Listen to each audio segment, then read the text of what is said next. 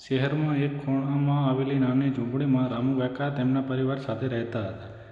પરિવારમાં પત્ની શાંતિબેન અને બે સંતાનો આર્યન અને સીમા. રામુકાકા મજૂરી કરીને માંડ માંડ ઘર ચલાવતા. એકવાર સાંજે રામુકાકા ઘરે આવ્યા ત્યારે તેમના ચહેરા પર થાક અને ચિંતા હતી. આખો દિવસ કામ શોધ્યું પણ કાંઈ મળ્યું નહીં. ઘરમાં અનાજનો છેલ્લો દાણો પણ ખલાસ થઈ ગયો હતો. બાળકો દિવસેઠ ખૂણામાં બેસીને આ વાતો સાંભળી રહ્યા હતા. આર્યન માત્ર 10 વર્ષનો હતો પણ ગરીબીએ તેને નાની ઉંમરે મોટા કરી દીધા હતા. તે ઊભો થયો અને પોતાની નાનકડી ગલ્લા જેવી માટીની ડબ્બી લઈ આવ્યો અને બાપુને, આ લો, મેં આમાં જવા માટે 20 રૂપિયા ભેગા કર્યા હતા. આજે આપણે આનાથી લોટ લઈ આવીએ. આર્યનની આ વાત સાંભળીને રામુકાકાની આંખો ભરાઈ આવી. 20 રૂપિયામાં આખું પરિવારનું પેટ ન ભરાય પણ એ બાળક સંસ્કાર અને પ્રેમથી એમનું હૃદય ભરાઈ ગયું. બાજુમાં જ રહેતા કાંતિ માસીને ખબર પડી કે રામુના ઘરે આજે ચૂલો સળગ્યો નથી. તેઓ એક વાટકો ખીચડી લઈને આવ્યા. ગરીબ પાસે ભલે સંપત્તિ ન હોય પણ બીજાનું દુઃખ સમજવાની શક્તિ અપાર હોય છે. એ રાત્રે આખો પરિવાર થોડું થોડું વહેંચીને જમ્યા. રામુકાકાના પરિવાર માટે એ રાત્રે માત્ર ભૂખની નહોતી પણ એક સંકલ્પની હતી. આર્થિક તંગી વચ્ચે પણ તેમણે નક્કી કર્યું હતું કે ભલે પોતાનો અડધો પેટ ઊંઘવું પડે પણ બાળકોનું ભણતર નહીં અટકે. શાંતિબેને બીજાના ઘરે વાસણ માંજવાનું અને કપડાં ધોવાનું કામ શરૂ કર્યું. ઉનાળાની કાળઝાળ ગરમી હોય કે ચોમાસામાં ધૂમધાર વરસાદ, રામુકાકા ક્યારેય હાર ન માની. એકવાર આર્યનની સ્કૂલથી સૂટ ફાટી ગયો હતો. આર્યને પિતાની તકલીફ ન પડે એટલે કશું જ ન કહ્યું. એ ફાટેલો સૂટમાં કાગળ ભરાવીને આખો શિયાળો શાળાએ ગયો. જ્યારે રામુકાકાને ખબર પડી ત્યારે તેઓ આખી રાત રડ્યા હતા, કારણ કે તેમની પાસે નવા શૂઝ લેવાના પૈસા નહોતા. વિતત ગયા. આર્યન હવે 12મા ધોરણમાં હતો. બોર્ડની પરીક્ષા નજીક આવી હતી. ઘરમાં એક નાનકડો લેમ્પ હતો જેમાં અજવાળે તે આખી રાત વાંચતો. ક્યારેક તેલ ખૂટી જતું તો તે રસ્તા પર સ્ટ્રીટ લાઇટ નીચે બેસીને પણ અભ્યાસ કરતો. બાપુ તેમ જ પરસેવો વહાવે છે ને હું એને અળ નહીં જવા દઉં. આ આર્યનના શબ્દો રામુકાકાની તાકાત હતી. પરિણામના દિવસે આખો દિવસ આવ્યો.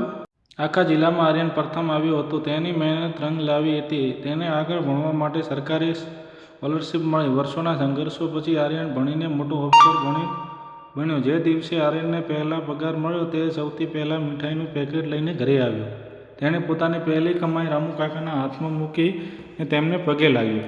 આર્યન જ્યારે મોટો ઓફિસર બનીને પાછો ફર્યો ત્યારે તેના મનમાં માત્ર પોતાના ઘરને સુધારવાના વિચાર નહોતા. તેને એ જૂની ઝૂંપડી, પાડોશી કાંતિ માસીની એ ખીચડી અને પિતાની ફાટેલા સૂટ યાદ આવ્યા હતા. તેને ખબર હતી કે તેના જેવા કેટલાય બાળકો આજે પણ સુવિધાના અભાવે પોતાના આ સપના દબાવી રહ્યા છે. લોકો પહેલાં રામુકાકાને મજૂર કહીને બોલાવતા. આજે તો તેઓ સાહેબના પિતા કહીને સન્માન આપવા લાગ્યા. પણ રામુકાકા અને શાંતિબેન જરાય બદલાયા નહીં. તેમને આર્યનને એક જ વાત કહી, બેટા, ગાડી અને બંગલા તો મળી ગયા પણ યાદ રાખજે, જે આપણને ક્યાંથી આવ્યા છીએ, જે હાથ તને આજે સલામ કરે છે અને ક્યારેક મદદની જરૂર પડે તો પાછો ન પડતો. આર્યન સૌથી પહેલાં પોતાની નાની બહેન સીમાને આગળ ભણવા માટે પ્રસ્તુત કરી. ગરીબ ઘરમાં ઘણીવાર છોકરીઓનું ભણતર અધવચ્ચે છૂટી જતું હોય છે. પણ આર્યનને સીમાને ડૉક્ટર બનાવી. સીમાએ નક્કી કર્યું કે તે એવો વિસ્તારમાં સેવા આપશે જ્યાં ગરીબ લોકો દવાના પૈસા નથી ભરી શકતા. એક દિવસ આર્યન પોતાના આલિશાન ઓફિસમાં બેઠો હતો. ત્યાં એક વૃદ્ધ માણસ પોતાના પુત્રને ભણતર માટે લોનની ભલામણ કરવા આવ્યો. આર્યને જોયું તો એ બીજું કોઈ નહીં પણ એ જ જૂના જમીનદાર હતા જેમની પાસે એક સમયે રામુકાકાને કામ કરતા હતા. સમયનું ચક્ર ફર્યું હતું. આર્યન ઊભો થઈને તેમને પાણી પાયું અને માન સાથે તેમની મદદ કરી. તેને સમજાયું કે આર્યન શહેરના બંગલા રહેવાના બદલે ગામમાં એક એવું ઘર બનાવ્યું જેનું નામ તેને સંસ્કારી કુટીર રાખ્યું હતું. આ ઘરના દરવાજા ગામના દરેક ગરીબોની જરૂરિયાત માટે 24 કલાક ખુલ્લા હતા. જે હાથોએ જે આખી જિંદગી પથરા ઉપાડ્યા હતા એ જ મજૂરી કરી હતી. તે હાથો હવે ગામમાં પંચાયત ભવનમાં આદરપૂર્વક પડકાવવામાં આવતા. ગામના લોકો કોઈપણ ઉકેલ માટે રામુકાકા પાસે આવતા. એક દિવસ ગામમાં સરપંચે પૂછ્યું કે કાકા, તમારી પાસે આટલી સમજદારી ક્યાંથી આવી? રામુ કાકાએ હસીને જવાબ આપ્યો, સાહેબ, ભૂખ અને સંઘર્ષ દુનિયાની કોઈ પણ યુનિવર્સિટી કરતાં વધુ મોટો પાઠ ભણાવે છે. સીમા હવે ડૉક્ટર બનીને ગામમાં હોસ્પિટલની સેવા આપતી હતી. તેને એક નિયમ બનાવ્યો હતો કે જેની પાસે પૈસા ન હોય તેની સારવાર મફત થશે. એક રાત્રે ગામમાં એક એવા મજૂરનો ફોન આવ્યો જેની પત્નીની તકલીફ ગંભીર હતી. ધૂમધાર વરસાદમાં પણ સીમા પોતે ગાડી ચલાવીને ત્યાં પહોંચ્યા. એ રાત્રે તેને એક નવો જીવ બચાવ્યો. તેને સમજાયું કે તેના પિતાએ જે મુશ્કેલીઓ વેઠી હતી તે હવે બીજા કોઈને ન વેઠવી પડે. આર્યનના ગામમાં એક ડિજિટલ લાઇબ્રેરી શરૂ કરી. તેણે જોયું કે ગામડાના બાળકો પાસે બુદ્ધિ તો છે પણ સાધનો નથી. તેને શહેરમાં મોટે પ્રોફેસરને બોલાવીને ગામના યુવાનોને માર્ગદર્શન અપાવ્યું. આજે એ ગામમાં કોઈ બાળક ખેતરમાં શેઢે બેસીને ભણતું હોય તો તેને મનમાં એક જ વિશ્વાસ હોય છે, જો આર્યન કરી શકે તો હું પણ કરી શકું. વર્ષો પછી રામુ કાકાએ અને શાંતિબેન 50મી લગ્નતિથિ હતી. આર્યને એક મોટો સમારોહ રાખ્યો. તેણે શહેરના મોટા અધિકારીઓને બોલાવ્યા, પણ સૌથી ખાસ મહેમાન કોણ હતા? એ જૂના કાંતિ માસી, જેમને એક વાટકો ખીચડી આપી હતી. એ જૂના કરિયાણાવાળો જેણે ક્યારેય ઉધાર લોટ આપ્યો હતો. આર્યને સ્ટેજ પર જઈને માઇક હાથમાં લીધું અને ભીની આંખોએ કહ્યું, લોકો કહે છે કે મારું ઘર ગરીબ હતું, પણ હું કહું છું કે મારું ઘર દુનિયાનું સૌથી અમીર ઘર હતું. કારણ કે મારી પાસે એવા માતા પિતા હતા જેમને પોતાના સપનાને બાળીને મારા સપના માટે અજવાળું કર્યું. વર્ષો વીતી ગયા. આર્યન હવે નિવૃત્ત થવાની તૈયારીમાં હતો, પણ તેને સંસ્કારની સૂઝાઈ હજુ પણ તાજી હતી. તેને જોયું કે સમય બદલાયો છે. હવે ગરીબી માત્ર ખાવા પીવાની નથી, પણ તક અને માર્ગદર્શકની પણ છે. આર્યને પોતાના નિવૃત્તિના ભંડોળમાંથી એક સંસ્થા સ્થાપી. આ સંસ્થાએ હેત માત્ર ભણવાનું નહીં, પણ ગરીબ બાળકોમાં રહેલી કલા અને કૌશલ્યને બહાર લાવવાનું હતું. તેને ગામમાં એક સ્ટોરી ટેલિંગ સેન્ટર શરૂ કર્યું, જ્યાં વડીલો પોતાના અનુભવો યુવાનોને કહેતા. રામુ કાકા હવે 80 વર્ષના હતા, છતાંય દરરોજ સાંજે વડલા નીચે બેસીને ગામના બાળકોને વાર્તા. તેમની વાર્તાઓમાં રાજા રાણી નહીં, પણ મહેનત અને ઈમાનદારીના પાઠ હતા. સીમાએ ગામમાં એક એવી હોસ્પિટલ બનાવી જે પે ફોરવર્ડના સિદ્ધાંત પર ચાલતી. જો કોઈ ગરીબ દર્દી પાસે પૈસા ન હોય તો તેને સાજા થવા પછી હોસ્પિટલમાં બગીચામાં થોડો કલાક સેવા આપવાની અથવા કોઈ બીજે ગરીબની મદદ કરવાની ખાતરી આપવી પડતી. આનાથી ગામમાં સેવાની ભાવના જાગી. આર્યને જોયું કે આધુનિક યુવાનો ટેકનોલોજી વગેરે ગરીબી દૂર કરવાની અશક્ય છે. તેણે ગામના દરેક ખૂણે ઇન્ટરનેટ પહોંચાડ્યું અને ગરીબ બાળકોને કોઈડ એનિમેશન અને ડિજિટલ માર્કેટિંગ શીખવાની વ્યવસ્થા કરી. જે બાળકો ક્યારેય શહેર નહોતા ગયા તેઓ હવે વિદેશ કંપનીઓ માટે ઘરે બેઠા કામ કરવા લાગ્યા. એક દિવસ ગામના લોકો ભેગા મળીને રામુ કાકા અને શાંતિબેન માટે એક કાર્યક્રમ રાખ્યો. આ પ્રસંગ આર્યને એક મોટું સપનું પોસ્ટર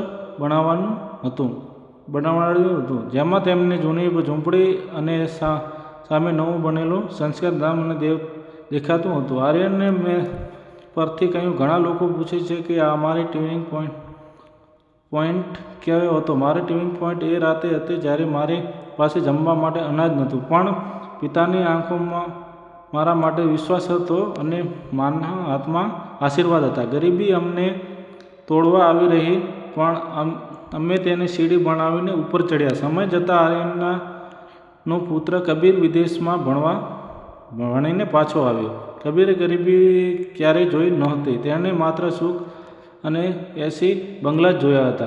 આર્યનને ચિંતા હતી કે કબીર તેના દાદા દાદીને સંઘર્ષને કદાચ સમજી નહીં શકે, જેણે આ મહેલનો પાયો નાખ્યો હતો. એક દિવસ આર્યન કબીરને લઈને એ જૂની જગ્યાએ ગયો જ્યાં ક્યારેય તેમની ઝૂંપડી હતી.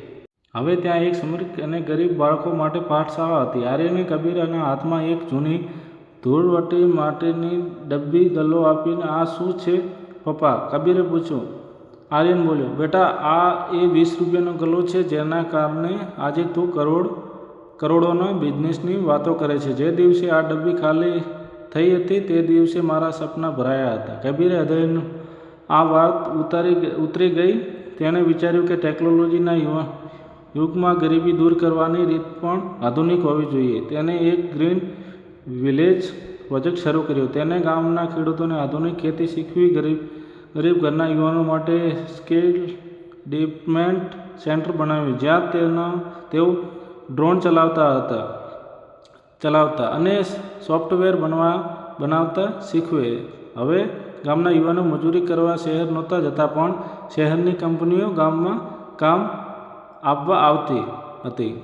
રામુ કાકા અને શાંતિબેન હવે ઘણા જ વૃદ્ધ થયા હતા. એક સાંજે આખો પરિવાર બગીચામાં બેઠો હતો. રામુ કાકાએ આર્યન અને કબીરના હાથ પકડીને કહ્યું, "બેટા, અમીરી એ નથી કે તમારી પાસે કેટલા બંગલા છે, પણ અમીરી એ છે કે જ્યારે તમે રસ્તા પરથી નીકળો ત્યારે કેટલા લોકોના ચહેરા પર તેમને જોઈને સ્મિત આવે છે. તેમની છેલ્લી ઈચ્છા વ્યક્ત કરે તે તેમના મૃત્યુ પછી કોઈ મોટું સ્મારક બનવાના બદલે એ પૈસાથી ગામની દીકરીઓના લગ્ન અને ભણતર માટે એક કાયમનું ફંડ બનાવવામાં આવ્યું." આર્યને પોતાના પિતાના વિચારોને અમર કરવા માટે એક ડિજિટલ પ્લેટફોર્મ શરૂ કર્યું જેનું નામ રાખ્યું નવીન વોઇસ. આ પ્લેટફોર્મ પર તે ગરીબ અને સંઘર્ષ કરતા લોકોની વાર્તાઓ દુનિયાને સંભળાવતો. આર્યને પોતાના આત્મકથા લખવાનું શરૂ કર્યું જેનું શર્ક રાખ્યું ખાલી ખિસ્સા અને ભરેલું હૈયું. આ પુસ્તક માત્ર તેના પરિવારની વાત નહોતી, પણ એ દરેક વ્યક્તિની વ્યક્તિકથા હતી જેને કારણે ભૂખ્યા પેટે ઊંઘવું પડ્યું હોય. પુસ્તકમાં આર્યને એક એવી વાત લખી જેણે લાખો લોકોના દિલ જીતી લીધા. લોકો કહે છે કે ગરીબી ઘરમાં જન્મ લેવો કમનસીબ હોય છે, પણ હું કહું છું કે તેઓ તેથી નસીબદાર હોય છે કારણ કે તેમને જીવનમાં બે સૌથી મોટા પાઠ મફતમાં મળે છે: ધીરજ અને બીજાની પીડા સમજવાની શક્તિ. અમીર બાળકોને રમકડા માંગવા પડે છે જ્યારે ગરીબ બાળકને જવાબદારીઓ માંગ્યા વગર મળી જાય છે.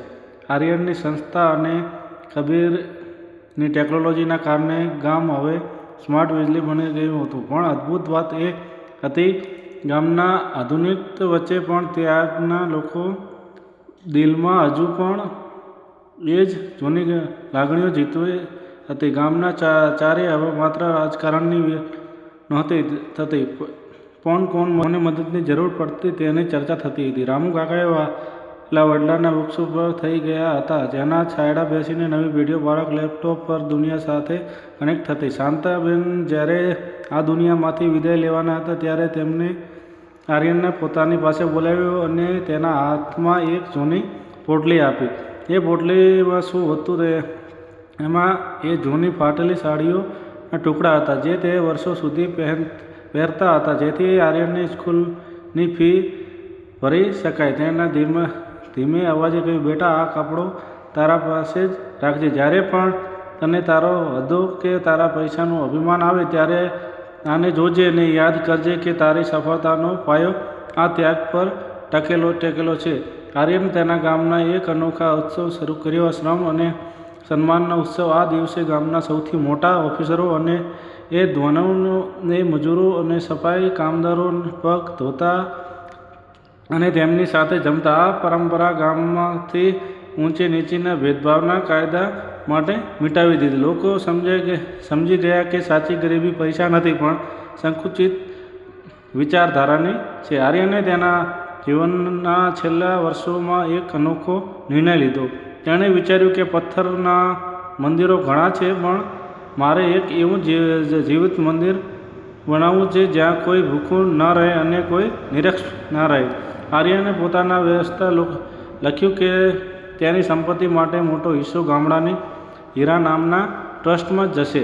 આ ટ્રસ્ટ હેતુ બાળકોને શોધવાનો હતો જેઓ અગત્ય ગરીબ હોય પણ પાસે અદ્ભુત પ્રતિભા હોય, ઈચ્છતા હોતા કે કોઈ પણ આર્યન પૈસાના આ ભાવે ભણવાનું છોડે છે. જે જગ્યાએ રામુ કાકાની મજૂરી કરી હતી ત્યાં આજે એક મોટું રેસ્ટોરન્ટ લાઇબ્રેરી બની ગઈ હતી, જ્યાં ગામડાના યુવકો નવી શોધ કરતા હતા. કબીરે તેના પિતાના સપના આગળ ધપાવતી એક હાજર વિલેજ અનુભવ ચાલતા તેને ટેકનોલોજીની મદદથી એવું નેટવર્ક બનાવ્યું કે ગામના કોઈ ઘરે પણ વધેલું જમણું ફેંક્યું નહીં, પણ તે જરૂરિયાત સુધી પહોંચી જાય. કબીરના બાળકો એટલે કે રામુ કાકાની ચોથી પેઢી હવે વિદેશથી 80 ઓફિસરો છોડીને વેકેશનમાં ગામડે આવતા અને ખેતરોનું કામ કરતા.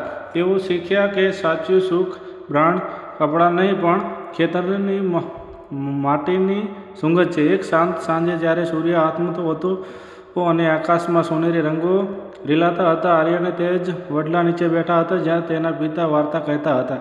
તેની પાસે તેના પુત્રો બેઠા હતા. આર્યને ધ્રુજતા અવાજે પણ મક્ત કહ્યું હતું, બેટા, આ દુનિયામાં બે પ્રકારના લોકો હોય છે. એક એ જ મહેલમાં રહીને પણ મનથી ગરીબ હોય છે અને બીજા એ ઝૂંપડીમાં રહીને પણ આખી દુનિયાને વેચી શકે તેટલો અમીર હોય છે.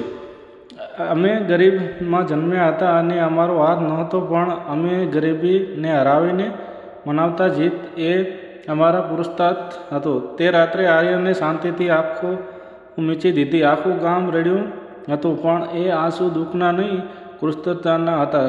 લોકો કહેતા હતા કે આજે એક મજૂરનો દીકરો નહીં, પણ ગામનો રખવાળ ઉદય પામ્યો છે. આજે એ ગામમાં પ્રવેશના એક મોટું બોર્ડ દેખાયું છે. આ ગામમાં ગરીબ એ જ મહેનત નથી કરતો, ત્યાં કોઈ ભૂખ્યું નથી માંગતો, ભીખ નથી માંગતો, કોઈ લાચાર નથી. જે જૂની ઝૂંપડી હતી ત્યાં હવે એક છે જ્યાં રામુ કાકાએ ફાટેલા સૂટ અને આર્યનના પેલા 20 રૂપિયાનો ગલ્લો કાચની પેટીમાં રાખવામાં આવ્યો છે. આર્યનના નિધન પછી કબીરે તેના પિતા અને દાદાના વિચારોને માત્ર એક ગામ સુધી સીમિત ન રાખતા તેને આખા વિશ્વ સુધી પહોંચાડવાનું નક્કી કર્યું. તેણે એક ડિજિટલ પ્લેટફોર્મ અને ગ્લોબલ નેટવર્ક ઊભું કર્યું. કબીરે જોયું કે દુનિયાના ખૂણે ખૂણે એવા કેટલાક રામુ કાકા અને આર્યન છે જેના પ્રતિભાવશાળી હોવા છતાં તકને અભાવે દબાઈ જાય છે.